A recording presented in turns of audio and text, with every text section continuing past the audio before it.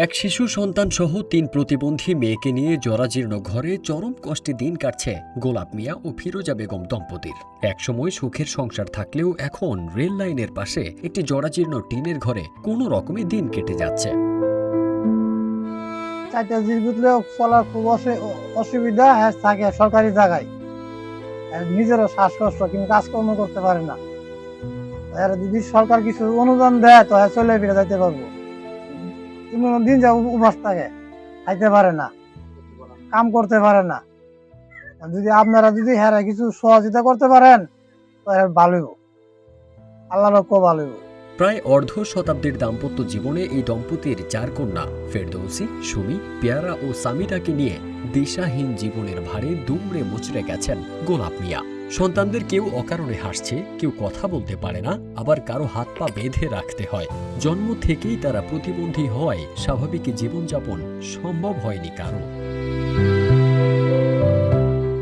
ঘরের ভেতরে ঢুকলেই চোখে পড়ে হৃদয় বিদারক দৃশ্য। জরাজীর্ণ টিনের ঘরটিও আর নিরাপদ নয়। বৃষ্টি হলেই ভাঙাচোরা ফাঁক গলে পানি ঢুকে ভিজে যায় ঘরের ভেতর। ছপ করে বিছানা ও প্রয়োজনীয় জিনিসপত্র। সেই ঘরেই আজন্ম প্রতিবন্ধী মেয়েদের নিয়ে কেটে যাচ্ছে গোলাপ মিয়া দম্পতির সংসার। নরসিংদীর রায়পুরা উপজেলার মেথিকান্দা রেলওয়ে স্টেশন সংলগ্ন রেলের সরকারি জমিতে এ চিত্র দেখা গেছে। আর্থিকভাবে যদি কোনো সংস্থা বা কেউ যদি আর্থিকভাবে দেখতো তাহলে মনে হয় তাদের ফ্যামিলিটা ভালোভাবে একটু চলার মতো একটা সুযোগ সুবিধা।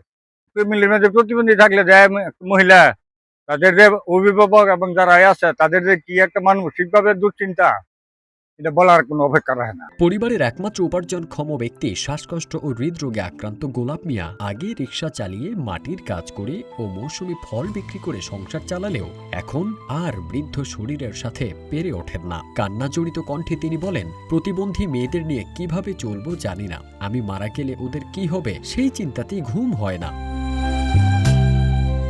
আমি আমার শ্বাসকষ্ট কোনো করতে পারি না, কাজ কাম করতে পারি না।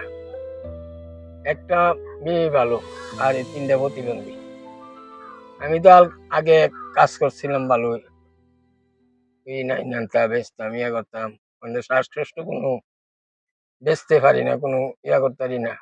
ওনার মাই 3.5 ওই তান্ডেলিয়া সিঁড়ি, আল্লাহ আমার কি দিল কি করলো।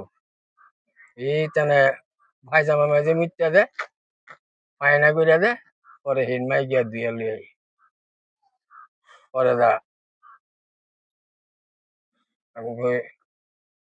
কি করবি, আল্লাহ দিচ্ছে মানে ইতানে তো কোনো করলে হইতো না।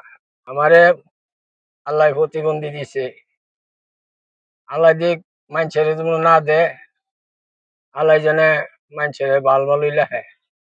যাই যার প্রতিবন্ধী যাই কইতে পারবো কেমন যেন লাগে। যার প্রতিবন্ধী হয়েছে এর ঘর একটা মানুষ পারলই খুব কায়দা বেকায়দা লাগে। 3টা প্রতিবন্ধী, মানে আল্লাহর ইচ্ছা, আল্লাহ যদি ইতানলে যানগতর বালা যদি কথাবার্তি যদি করতে আপনারা দোয়াই সরকার কাছে মুখে আবেদন করলাম, ইতান দিয়ে একটু সহায়তা করতো, আল্লাহ দিত, আমি একটু জানবারে একটু কষ্ট করতাম। আগে মাথার ঘাম ঝরিয়ে সংসার চালালেও এখন এলাকার মানুষের সাহায্যে কোনো মতে দিন কাটে তার। একবেলা খাবার জোটে তো আরেক বেলা জোটে না। মেয়েদেরকে ঠিকমতো খাবার দিতে না পারার কষ্ট সবচেয়ে বেশি ভোগায় তাকে। স্ত্রী ফিরোজা বেগম অসুস্থ স্বামী ও প্রতিবন্ধী মেয়েদেরকে আগলে রাখেন সবটা দিয়ে। খাবারের জন্য সন্তানদের কান্না সবচেয়ে বেশি অসহায় করে তোলে ফিরোজাকে। আগে এটার বাহে মনে করেন তালের আষাঢ়ি বেচছে, তরহারি বেচছে, ইটা বেচছে, এরপরে গাছ কাটতে বেচছে। ওখানে শ্বাসকষ্ট মনে করেন একটা বেগও নিতারে না আলগায়া। আমি মনে করেন আনতে গেলে একটা বাজার কিনু গাড়ি দানলে আমার মনে করেন আগায় আনুন লাগে। ইটা মনে করেন বাদ খুঁজে কান্দা গাড়ি করে পর্দাও দেহেরা দেহে পরে দা আলমারি বেঙ্গেলা বাদ দিতাম।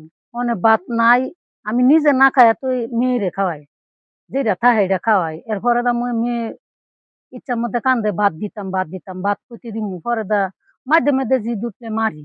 তারিখ জিয়ার প্রধানমন্ত্রী মনে করেন হেরা যদি মনে করেন নকুনি দেখতো আর কুদু যদি সহায়তা করতো তো মনে করেন কুদু সুখ সুবিধা হইল লেহি আমার 3টা চারটা মেয়ে একটা মেয়েরে কিছু ভর্তি করছি পড়ায় কিছু অন্ধ দিতাম পারি না একটা যেটা মেয়ে চা এটাও মনে করেন কষ্ট দিতে ওদের ব্যাগ খুঁজে এই সময় খাতা খুঁজে এইটা খুঁজে ফিন্দনের কাপড় খুঁজে স্কুলের ড্রেস খুঁজে দিতাম পারি না তারেক জিয়ার প্রধানমন্ত্রীর কাছে মনে করেন আমরা কুদুর আফিত্তি হেরা যদি দেখতো মনে করেন আমার কুদুর ওই তো গটক করে ভাঙ্গা লইছে এরপর একটা সহি নাই একটা কিনু নাই এরপর দা মানছে মনে করেন সহি একটা একটা ইডা দে তুই অনেক বিলারে অনেক লাই আপনার উঠে বড় সামনে প্রধানমন্ত্রীর দর্জনের কাছে